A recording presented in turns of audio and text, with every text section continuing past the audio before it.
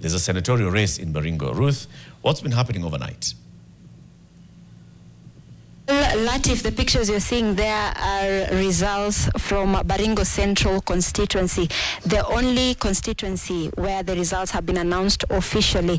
And it's been a bit, at the moment it's a bit slow because the other constituency where the results have arrived is the neighboring constituency of Baringo North. And as we speak, the results are being verified before they are announced. And from Baringo Central, we had a total voters, 424,000 votes. 73 were rejected, and out of those, Joshua Kiprono Chemitei, or we call him Vincent Chemitei, took the lead with 7,968 votes, followed by David Kipruto with 3,160, and then other candidates, we have Benjamin Chebon, 204, we have Samuel Letasio with 47 votes, Daniel Kipchirchir Kirui with 40 votes, and those are some of the 6 contestants that took part in these elections. Remember, these elections are the leading candidate, Vincent Chemitei, from UDA. Remember, he came into these elections the day Gideon Moi bowed out of this race, and something we've observed is that Gideon has been missing in action since these elections were announced. We've not seen him declaring openly that he was going to support Chemitei, but he basically bowed out of the race, and residents were protesting that move. There were discussions that there is likely to be a defiance vote because Gideon bowed out of the race, and people would have voted for another person in protest of Gideon moving out to support Chemitei, but that clearly from the results did not happen because Chemitei is leading with a very big margin. Right now, as I had informed you, the results from Baringo Central have only arrived, and the results for Baringo North are currently being verified. As you can see, and then they will be announced later. We are also expecting results from Tiati constituency, Mogotio constituency, Eldama Ravine, and Baringo South. Those are 4 other constituencies whose results are yet to arrive at the county tallying center. So basically, at the moment is just peaceful, and there's low activity at the moment.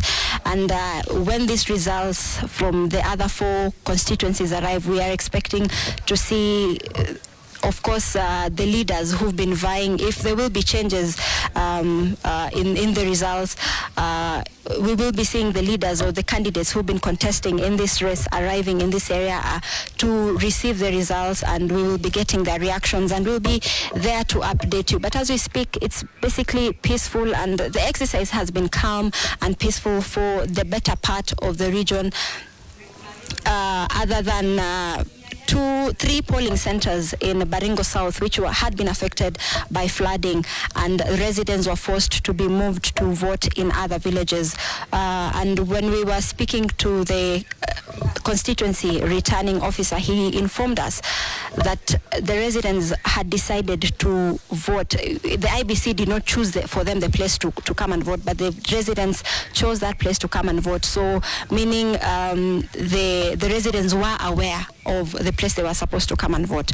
So Latif, there's nothing much happening, but we will stay tuned to keep you updated on the outcomes of this election, on whether UDA's Vincent Chemitei will continue to take the lead as it stands at the moment, or another candidate, or probably Vincent Kipruto, who's trailing him with a big margin, will turn around the vote. Latif.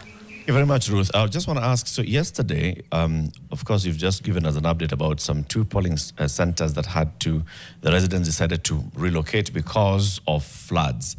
Did it rain through the day yesterday?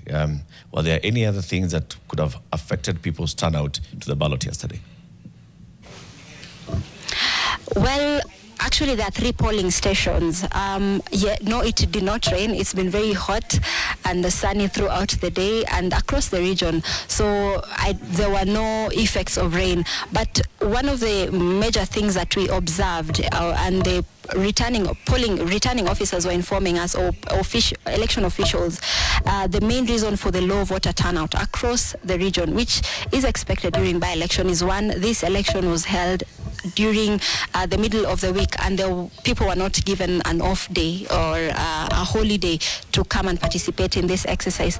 But also it happened during a very active season, because Baringo region is known, some of its region are farmers, and people were involved in their farms and different farming activities, so they were not able to come and take part in, or that could have contributed to them not coming to take part in this exercise.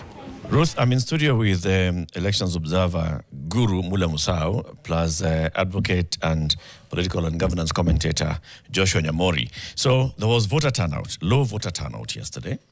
There was no rain, no other thing that would have affected the exercise.